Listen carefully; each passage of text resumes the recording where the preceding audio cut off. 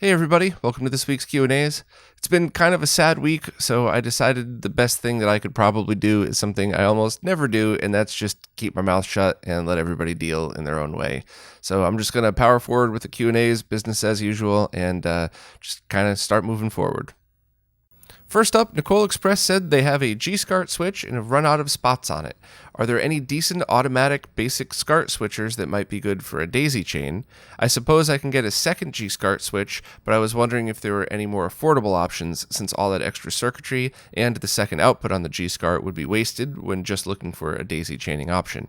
Yeah, so the Otaku automatic switch that I reviewed a while back, I reviewed the 6-in, 3-out version, which performed really well as long as you didn't have any cables with sync strippers in it or daisy chain it with any kind of sync stripping solution. And PlayStation 1 had issues with mine, but overall it did perform well. And there is a 6-in, 1-out option.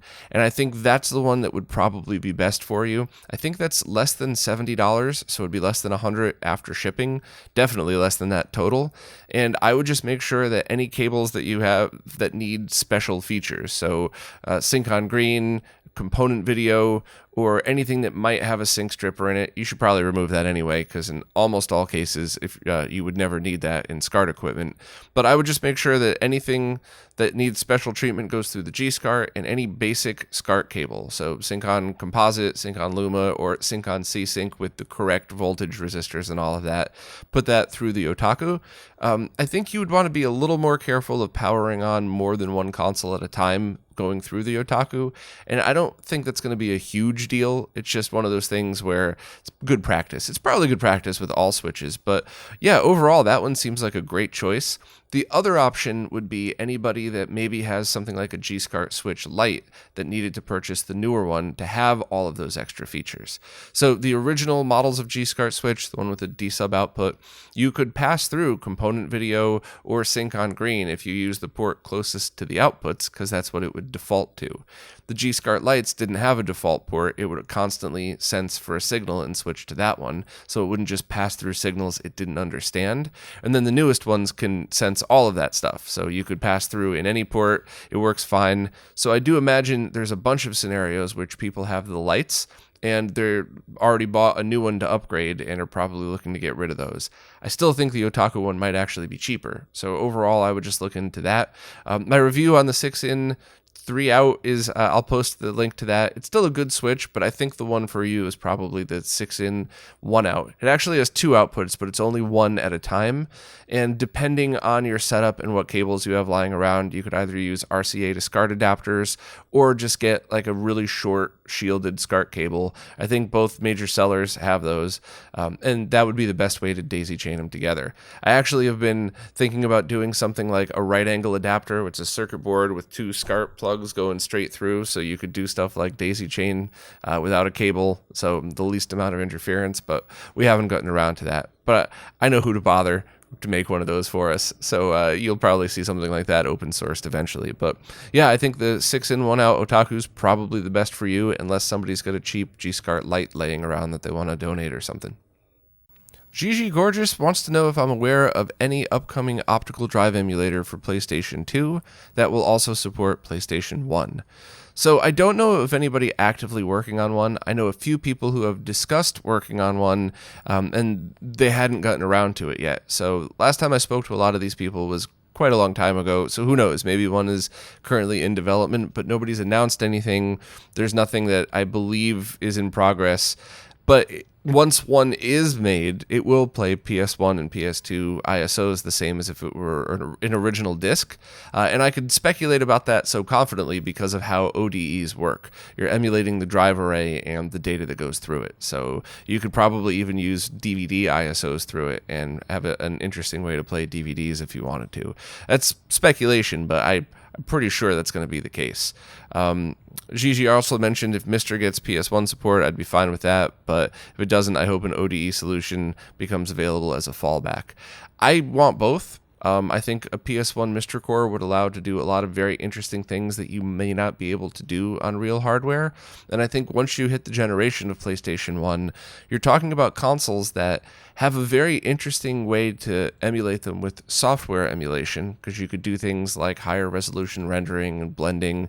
And I'm really interested to see how that could be implemented through FPGA. You're not going to be able to do a high resolution rendering, I think, but you might be able to do a lot of other neat things like blend the dither layer. A lot of things that you can't do on original hardware, but that's still zero lag and all that stuff.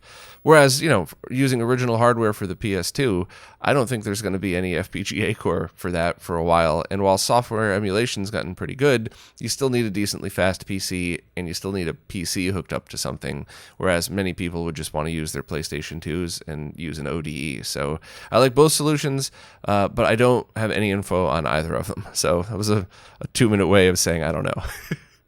Photosven was following up on the conversation about Game Boy interface, 360p, getting different outputs, and this week's question is they can't seem to find any info if the Retro Gaming Cable's universal Nintendo Pack-a-Punch RGB SCART cable will work with the Gamecube in PAL, or the PAL Gamecubes in RGB mode. And it would not do it in 360p mode, and I couldn't get it to work at all. And I think the issue is the word universal is really referring to Super Nintendo consoles and not the entire line of Nintendo multi-outs like the Rad2X would have been. And the reason for that is because NTSC Super Nintendos, so Super Famicom, Super Nintendo, they all output sync on one pin of the multi-out. And PAL consoles, PAL Super Nintendos, output 12 volts. So if you're somebody that only has NTSC or only has PAL consoles, that doesn't mean anything. But if you're somebody who has a mixture of both and a mixture of cables, that means you could potentially be sending 12 volts from your PAL console into your SCART equipment, which obviously would, that's not good at all. It'd probably kill it. So the universal part is here's one cable that could work on PAL and NTSC Super Nintendos, completely safe, not only just the sync, but including on the video lines. The RGB lines require different resistors and capacitors depending on if you're going from PAL to NTSC. So the goal of that is one cable that works on all region Super Nintendos, and that's pretty much it. It may work on N64s. It did not work on my PAL GameCube, and no NTSC GameCube outputs RGB anyway, so that's a moot point there. Without a mod, of course. If you have a GC Video mod installed, it would, but if you had a GC Video installed, then you wouldn't need any of this stuff. So I just wanted to talk about that because I myself had forgotten, and when I ran a test on it, went, oh, that's right. It's not for this purpose. It's really for Super Nintendos. So I should probably update the info on the website just to make it a little bit more clear about that. But that's the answer to it. No. If you do have a PAL GameCube and you get an RGB SCART cable designed specifically for that, which I believe both of the main cable sellers make, and that's the one I used to test, that will work with Game Boy interface through the RetroTink 5X, but that's just a different type of cable. So hopefully I pointed you in the right direction with the answer. Sam Hall said they're interested in getting an HD15 to SCART to use with their Mister, but wants to know if there's going to be any European distributors, because right now, if they order one from the US, the shipping is more than the cost of the product, which stinks, because that's kind of an unsolvable problem. But I'm 99% sure European distributors are going to be carrying this. I think there might be a few stores looking to carry it right away, but at the very least, the moment these things start shipping, these files will be open sourced. So depending on your soldering skills, where you live in proximity to board manufacturers and part sellers and stuff like that, you could end up just making your own, or anybody could manufacture these. And we talked pretty in depth about this when we did the open source podcast, but the short version for doing things like this is, number one, if you create the project that you're open sourcing, you get to set the terms as well as when you open source it. So while this was certainly based off of other people's work, which were all credited and all of that stuff, the idea, the inception, the product, everything was just something that we'd been working on for a long time and finally got around to making it into something. So the terms that we kind of figured were that the moment these things ship, that's when the open source files get released. And the reason for that is we went into a lot more depth, but the short overview of that is people still get the project open sourced to make their own or make and sell whatever they want. But you don't have a situation like that notorious UK clone company grabbing these files, making 1,000 of them as cheaply as possible and out of crap components, and then trying to undercut the people who are putting the time and effort into making good quality versions of this. So when that stuff happens, and it does, everybody loses. You might think you're getting this thing that we took a lot of time to design and try to get it right, and you buy a piece of crap that falls apart in a week. The people who invested money to make the good quality ones aren't going to sell as many because there's a cheaper option, and most people won't realize that they're a garbage option. You just see the thing that looks identical in the pictures. So that still might be a problem in the future. 6 months from now, somebody might do that, manufacture a bunch of really, really crappy ones, and there's nothing you could do about that. But at the very least, it gives the people who invested the money and the time into making it, at least the first couple runs, a chance to make their money back and not lose because they got undercut by some clone seller. So, the podcast we did went into a lot more details about that. And I guess I shouldn't need to justify it here, but I felt like talking about it. So the shorter answer to your question is, I'm pretty sure some European distributors that I work with that are quality distributors. They take the time to make the products right.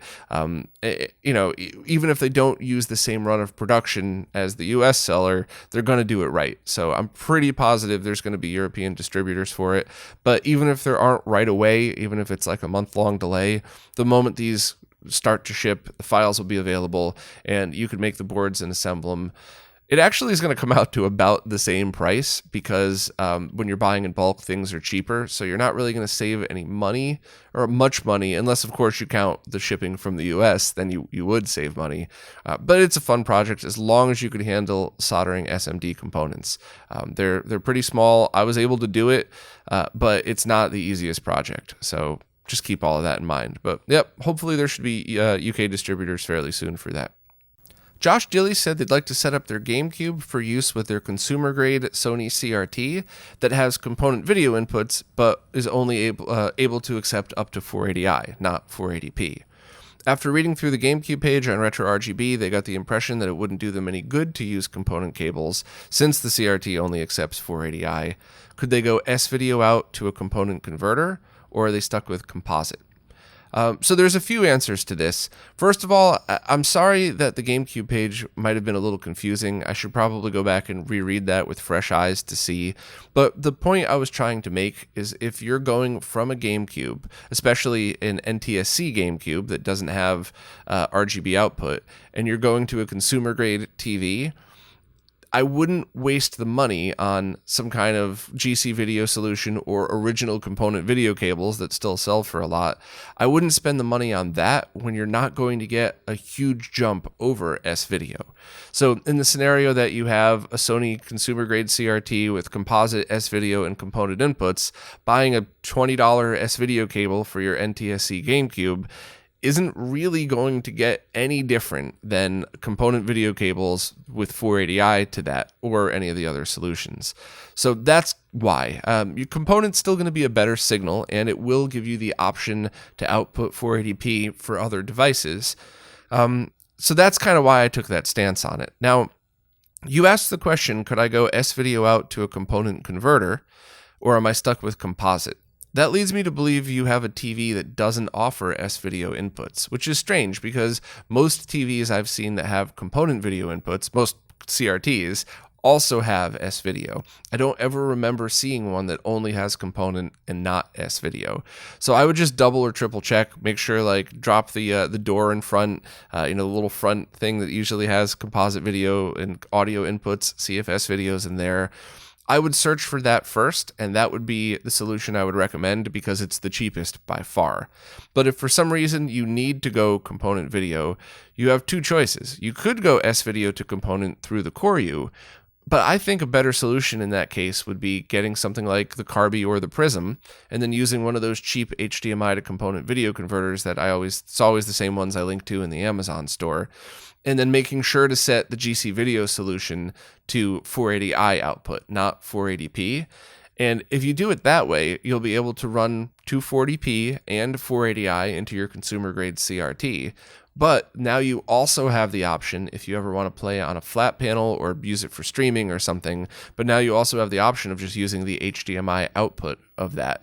So it's going to basically turn into a dual purpose device if you have another use for it. If you're only plugging it into your CRT though, it's still going to be about the same price as getting an S-video cable and a Koryu, but I think it would probably be the better solution just because you have options in the future for that stuff. So hopefully I answered the question and didn't make it any more complicated, but yeah, that's what I would suggest. Either find an S-video input on your TV or get Carby or Prism, whatever's in stock, in one of those cheap HDMI to component converters and set it to 480i. And now you have a device that works in component video on your consumer grade TV, and you could always just change it to 480p mode and use it on a flat panel. Dave Eli was following up with our conversation from last week, talking about using a higher amperage power supply for the Mister. And I asked why they were looking for a higher amp power supply, and the answer is, on all their Misters, they have every usable USB port filled. That includes wireless controller dongles, Wi-Fi adapters, and an external USB-powered hard drive. So that's the hard drives that are powered off the USB cable, not their separate AC adapters.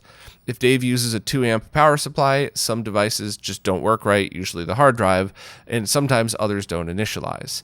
And here's the other issue, with some of the other 4 amp power supplies they've tried from Amazon, they drop well under 5 volts in higher load situations. What they found is that Wi-Fi becomes highly unreliable and pretty much unusable when that happens, which may also explain the behavior I experienced with the inline power switch. Once power drops below 4.95 volts, you could say goodbye to Wi-Fi. They got their Triad today, and it doesn't seem to have those drops, so they're expecting a reliable experience with it. Great to know all of that, and that all makes absolutely perfect sense. So this is the scenario in which you would either want a higher amperage, reliable power supply, or you would want a powered USB hub with its own separate power supply. Either would be a good solution. I think this Triad solution is going to be good, and the voltage drop thing is something I've run into before, especially with those wireless dongles, and I had a brand new one die on me after using it in a scenario which the voltage was lower than 5 volts. Now, of course, that could be just a defective one from the factory that would have died no matter what I plugged it into, but that, maybe it was a coincidence or maybe not, but I have seen issues with things that drop below 5 volts with Wi-Fi dongles and definitely hard drives as well. So the Triad should be a good solution. It should stay solid at its voltage. The 4 amps should be a solid reading as well. So let me know if you have any other issues, but that should definitely be a good solution for anybody plugging a whole bunch of stuff into their Mister to try to power off of that. And once again, if you have any doubts about this stuff, grab a really good quality USB hub and use that one. A USB hub with its own AC power, and that would certainly be a good way to guarantee that as well. Yeppo said they're looking for an HDMI to SCART converter to play movies on PAL CRTs. They'll be getting a well-shielded SCART to SCART cable to connect it, but there seems to be only one type of device on Amazon that converts HDMI to Composite. Would that be okay for movies, or should they use something else, and if so, what? So I would use the cheapest device on Amazon for movies. Yes, it's going to be laggy. Yes, it's only going to output 480i and not 240p, but neither of those things matter at all when you're talking about just watching movies. You'll probably get some interlace flicker because you're downscaling from progressive, but that doesn't really matter because that's how movies would have probably looked anyway on a CRT. So the cheapest solution should be fine. You mentioned HDMI to SCART, and then you mentioned HDMI to Composite. If you're specifically looking for HDMI to RGB, you might have to look around and try to find whatever's available for you in Europe. But if you're watching movies, composite video through movies on a CRT is its own experience.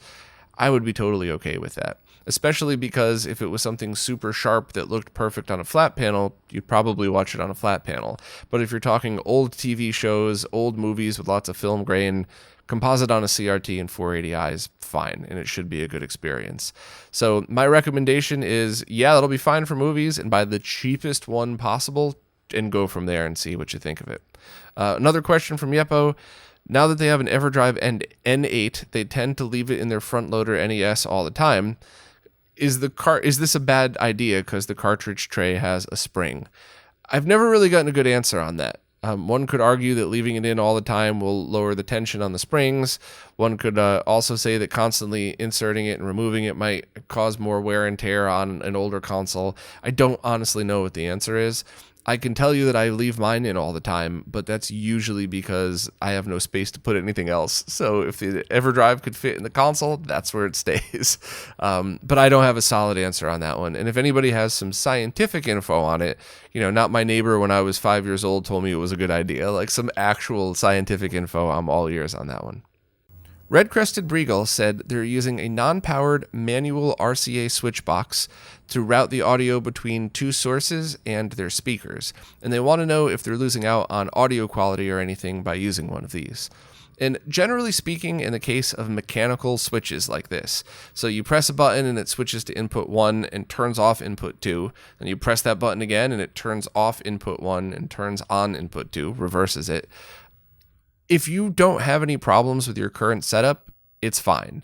So there's no circuitry to worry about, so there's no safety issues. There's not a lot of the stuff that you would have to worry about with video signals and that stuff. The only thing is, if the mechanical switch is built badly, you might get a hum or a buzz, or you might get crosstalk between the two signals. So you could still, if you're both are powered on, you might still hear one and not the, as well as the other or something like that.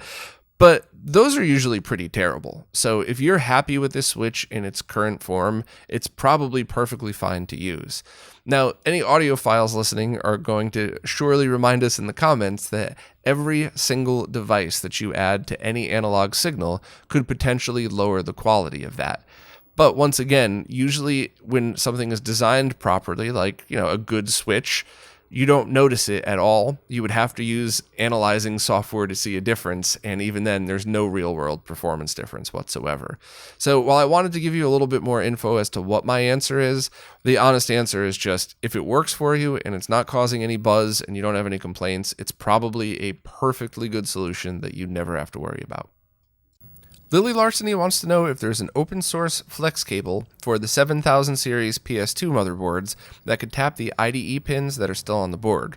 All the projects they found that used to sell kits for it have dried up.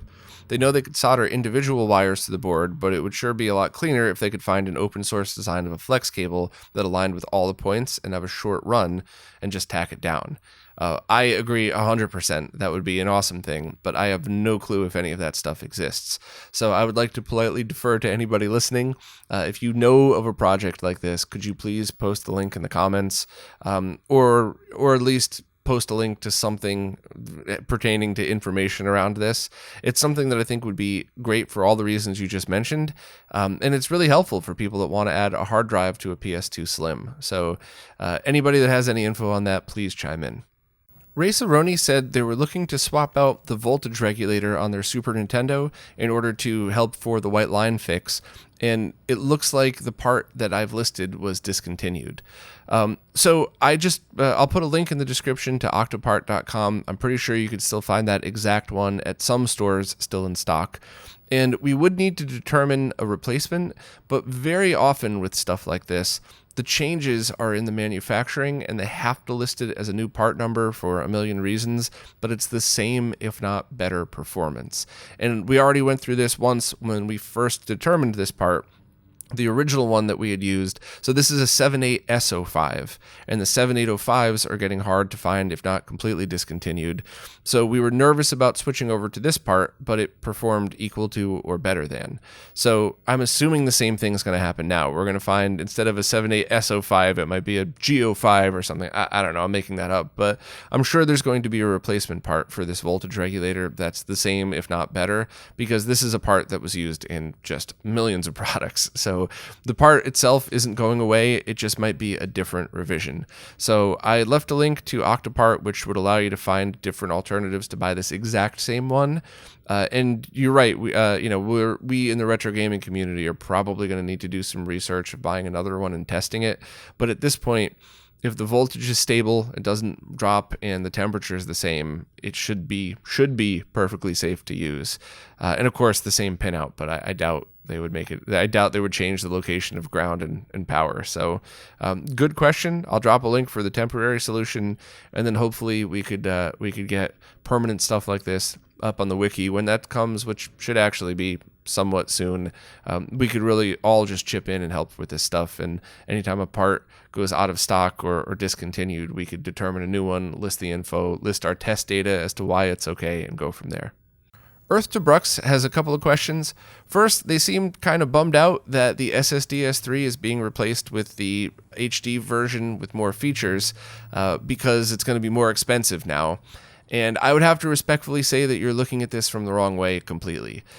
You shouldn't be upset that the old one's getting discontinued for a better, more expensive one. You should be happy that you could now purchase used ones from people who want these newer features that you don't need and save a ton of money. We've all had a weird week, so I'm certainly not shaming you for being negative or anything like that. But I definitely think you're looking at this the wrong way. You gotta look at the positive side of this and say, cool, this new one doesn't have any feature that I care about, but that means that I can grab an old one off of somebody in the retro gaming community for quite a discount, and everybody wins. Somebody gets some more money back towards their new purchase, you get to save some cash, and you get all the features you want. So yeah, definitely look into that. The actual questions you had, do you think we might ever see a different PC Engine optical drive emulator? We already have the upper graphics, and to be polite but blunt, I didn't like it. I thought it was really confusing to use, a giant pain to get images on there, and it was more expensive, and still is more expensive than the SSD S3 HD, at least the last time I checked. So there are other options, but there's nothing in a different price point. I hope to see that at some point, but just because I like options and I'm always curious to see what other features people come up with. But the only other really accurate ODE would be the Mister, and I'll get back to that in a second. But your last question, barring an ODE solution, you've heard that playing burned discs can decrease the life of CD drives, but the slower the write speed of the disc burner, the better for your console. So there's a lot into this. We've discussed this a bunch of times over the years, and I think the best answer is just the shorter one, in that using burned discs is never going to be as good as using the original, and it will wear out your laser faster. But if you have a really good quality, something like a Taio Yuden CD, and you have a really good quality old Plex Store burner, and you burn it at a slow speed, it will be less detrimental. So I don't know if you're a car person, but like if you drive your car on the highway and you leave it revved halfway while you're on the highway, the car will last a long time. And if you have it redlined, it won't last nearly as long, and somewhere in between, it'll probably be fine. You will lower the life of it, but not nearly as much as going crazy. And that's the same thing with this. If you use junk 1 penny a piece CDs, burned at 52x, it's going to stress the laser. And if you use really good ones, it's not going to be as good as the original. But what you're asking is a very expensive solution. You have to find a really good Plex Store burner, and then you'd also have to find the Taio Yuden CDs, which it's getting to the point where they're really hard to find, and some of the ones that are branded that or labeled that in the listing aren't real. They're clone CDRs that maybe they're fine, maybe they're not. I have no idea. So using that as an alternative is probably not something you would want to do if you're worried about extending the life of your original console. And then I do want to circle back to the Mister for a minute.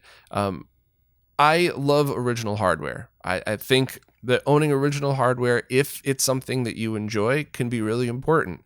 And even the act of putting your original disc in or putting your original Hue card in and flipping that switch, that means a lot to some people who really want that experience. And on the other hand, some people want an accurate experience because they can tell the difference, but they don't care how they get there. They just want to have it. And I do think situations like this might bring up the fact of, if you want to keep your original hardware and your original discs and you want it to last a really long time, but you also want the option to play a whole bunch of other stuff, looking into getting a Mister and a controller adapter might be cheaper than any of the solutions I talked about, depending on what you need to get with it. And you're going to have a really accurate playing experience. So that's something to consider, because it's kind of the best of both worlds. You have the Mister where you have all of your games. You don't need to worry about any extra devices or wearing out your original, but you still have your originals for when that is important to you. And if you get a controller adapter, you could even use your original controllers. So that's not what I am telling you to do. I am just offering that up as another option. If cost is important and you just want to make sure to have a different perspective on this, you could think about that as well. So hopefully I was able to steer you in the right direction. But I think there's just so many good options these days for PC Engine stuff that we're lucky that we get the option to pick and choose. Jason Guffey's got a whole bunch of questions. I'll try to get through all of them properly. First, we talk a lot about the importance of quality analog cables. How much does this matter for digital cables like HDMI or DisplayPort? Should I be going out of my way to use more expensive quality brands, or are cheap cables generally okay? That usually depends on resolution. If you're running 480p, you're probably not going to ever see a difference. If you're running 4K 60 or 4K 120, older HDMI cables just won't work. So you're going to want to check the specs. And your next question, speaking of that, is there a tool or some way of knowing the speed or bandwidth of an HDMI cable without a label like ultra high speed? Like if you're at a buddy's place helping them hook up some cables and they just have a mess of unmarked generic cables, is it a matter of just trying them to see what works? That's what I do. But it got to the point where it was so frustrating that I took every HDMI cable I owned, put them in a bag, and handed it to a friend and said, here's some free HDMI cables, do whatever you want with them. Because what I would find sometimes is that I would plug these cables in, and then I would sit down and it would seem to work, and then I would get signal dropouts. Or it would work for like a half hour, and then I'd get these weird speckles on the screen, and then the signal would drop out. So, but once again, this is only with 4K. This certainly wasn't with the other ones. I guess maybe 1080p 3D movies, I would occasionally have issues, but that was only the first time I ever tried it, and I had some junky cable from who knows how long ago. So HDMI cables are so cheap nowadays, relatively speaking, that if you have something that's 4K 60 or 4K 120, check out my Amazon links, pick up the cable that I'm using to hook up this camera right here that's dangling in front of me. It looks like a candy cane. That seems to have worked fine for me. I do sometimes get dropouts with my Apple TV on my C6 OLED, the 2016 OLED, but it doesn't happen that often, and I don't think it's the cable. I think it's just the handshake and a 5-year-old TV.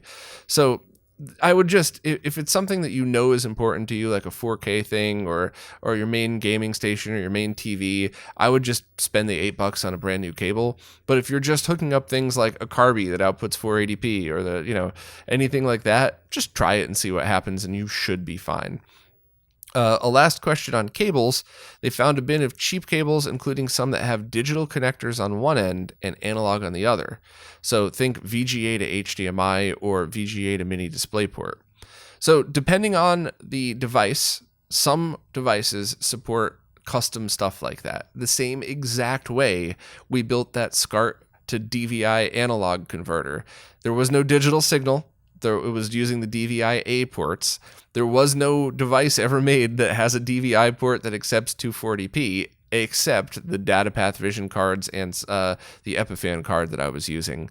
So we made that custom, and we chose the DVI connector really to scare people off, because this was a device that was supposed to be meant with capture card, or supposed to be made for capture cards. So we didn't want people thinking that they had any other uses on them. And that could be the same. There could be some projector that accepts that, or some kind of PC solution. And generally speaking, I would never use one of those unless you knew exactly where it came from and what the purpose of it was. Same thing with the SCART to DVI. Now, the lucky part is if you just used a DVI digital cable to plug that into a TV, nothing would happen because no signals were connected. So no harm would be done.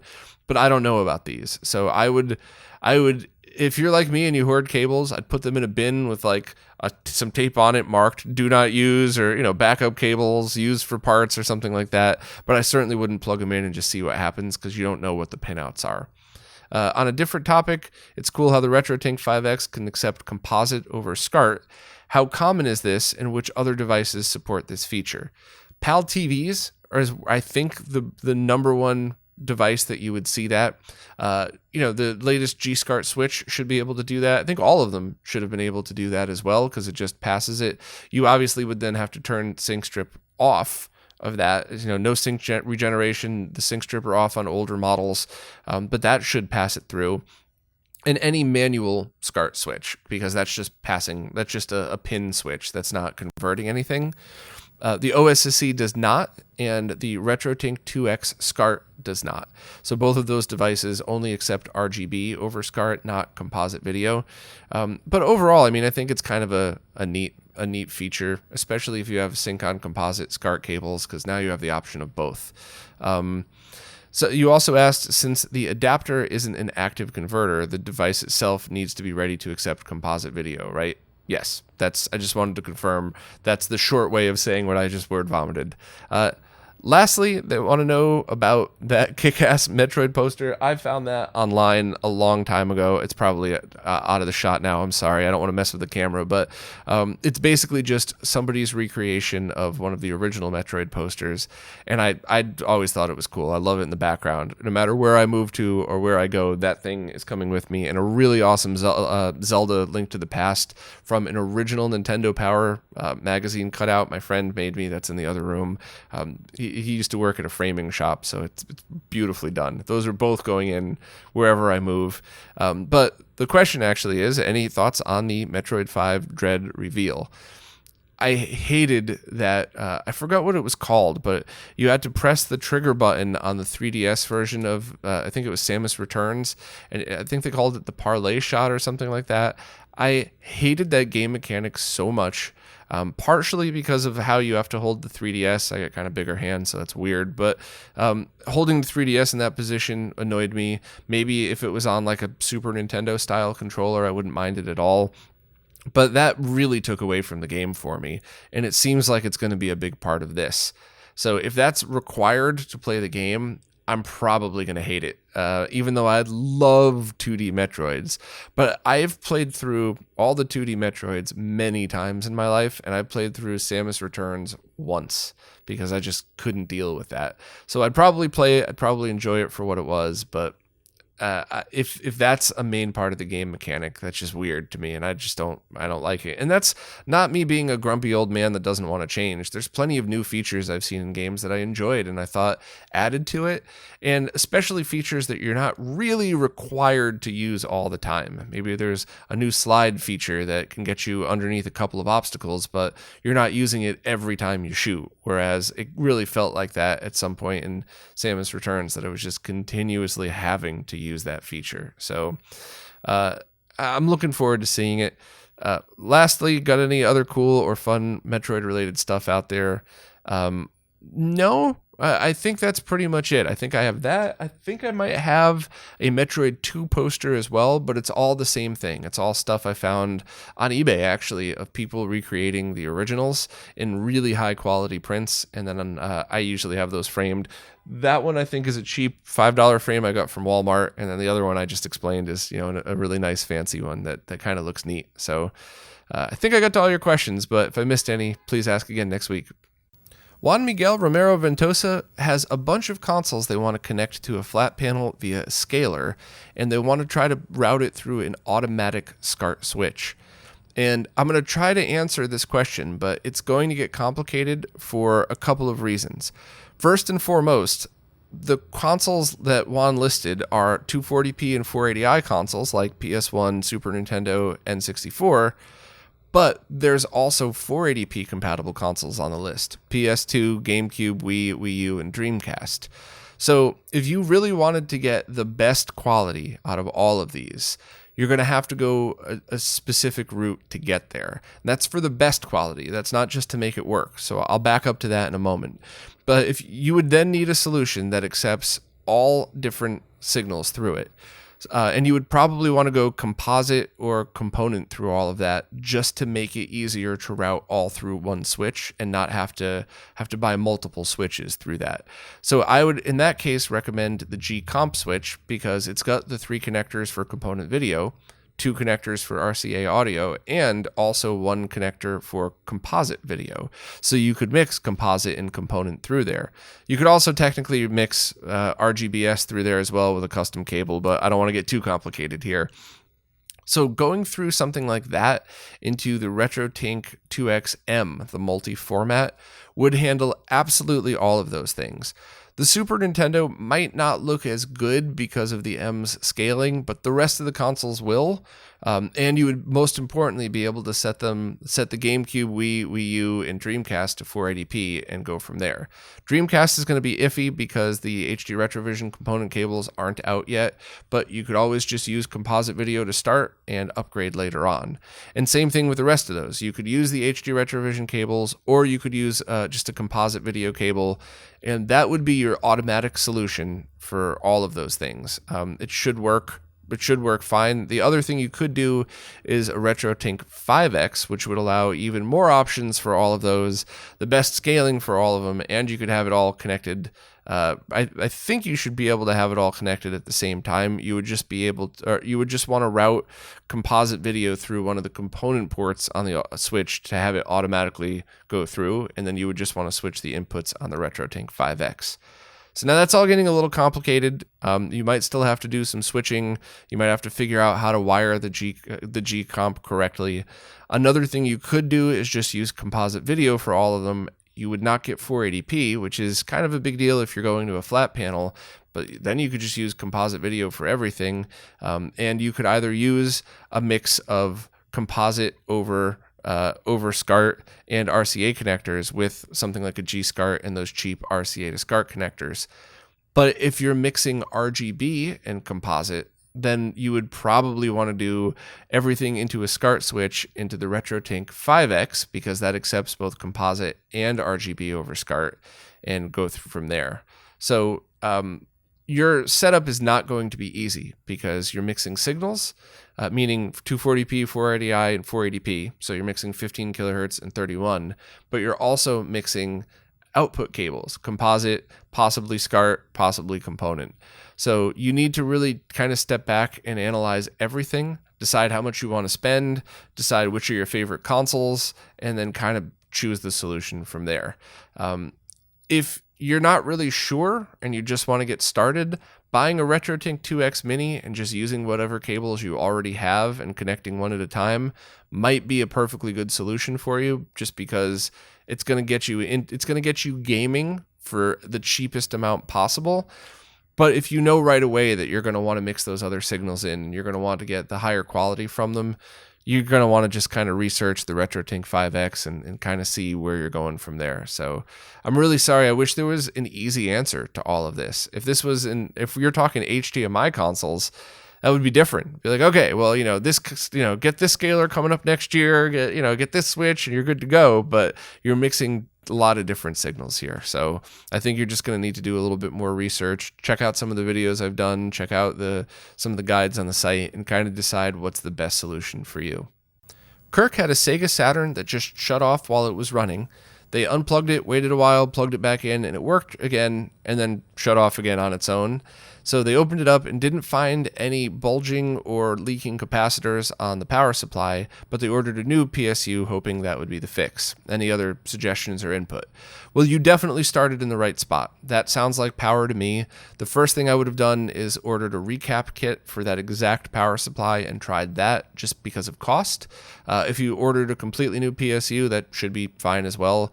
I hope you ordered either an original one that somebody was selling on eBay or a known good replacement one, because there are some pretty bad ones out there, like the Pico PSU replacements. There's some good ones and then there's some not good ones, so you would have to figure out which is which. I think I talked about that a few times. There may even be links on RetroRGB for the good ones, but power is absolutely the first thing, and the capacitors are very likely a problem. I would also, since you already have it open, just kind of take a look at it. If it's dusty, hit it with some compressed air. Visually look at everything. If you have a magnifying glass, even better. See if capacitors have any kind of funk underneath them on the board. And it could be that there's other stuff wrong with your Saturn. Maybe it does need a full recap. Maybe a chip's going bad. But either way, I would have told you the first thing to do is fix the PSU and see what happens. And if you replace the PSU or you replace the caps and everything's working perfectly, I would at some point talk to a pro about recapping the whole thing, but you should be fine. So a visual inspection couldn't hurt, but if swapping the PSU works, you should be okay with that. Well, that's it for this week. I hope all my answers came out positive because I really meant them that way. I think I was still just upset from everything that happened last week. And on top of that, I have a thermometer I keep in here just out of curiosity. I sometimes use it for thermal testing, and it's reading 91 degrees Fahrenheit right now. So I imagine if anything came out grumpy, it was because I was hot and grumpy. So hopefully nobody interpreted it that way. I always try to, I'm almost always 100% positive. And when I'm not, I try to be very clear about my intentions, which usually aren't that bad. So anyway, I hope this all came out okay. For anybody new to these Q&As, any questions at all that you have, please ask them in the latest Q&A post, wherever it is that you support. The way these services work, I can't really figure out what are new questions on old posts. Plus, I really enjoy just scrolling through and reading them in real time. So any questions you got, just put them wherever it is that you support on the latest Q&A post. So that's it for this time, and thank you so much for everybody that participates, that supports in any way possible, because it's what's keeping all of this alive. So thanks a lot, and I'll see you next week.